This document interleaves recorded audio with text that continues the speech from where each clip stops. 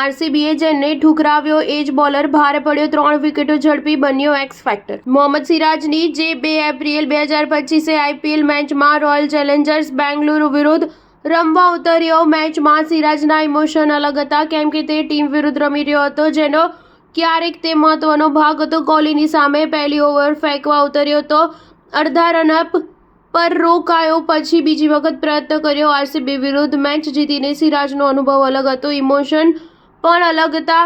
સિરાજ પોતાની જૂની team RCB વિરુદ્ધ 2 એપ્રિલ 2025 પહેલી વખત આ સિઝનમાં રમવા ઉતર્યો, પરંતુ તે બાદ તેણે પોતાની બોલિંગથી જે કમાલ કરી તેને આરસીબી લાંબા સમય સુધી ભૂલી શકશે નહીં.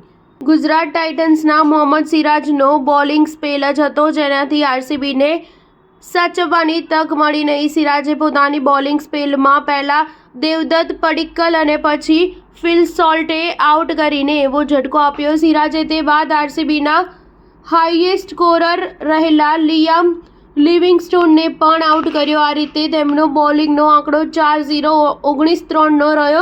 સિરાજની આ ઘાતકી બોલિંગના કારણે જ આરસીબીની ટીમ 169માં 8 વિકેટમાં જેમ તેમ બની શકી. તે આ કમાલની બોલિંગના કારણે પ્લેયર ઓફ ધ મેચ રહ્યો. બાદમાં રન ચેઝ દરમિયાન ગુજરાત તરફથી સાઈ સુદર્શન, જોસ બટલર અને તે બાદ શેરફેન રધરફોર્ડની ઇનિંગના કારણે મેચ જીતી લીધી. સ્ટાર ન્યૂઝ 7 હંમેશા સચ્ચાઈની સાથે.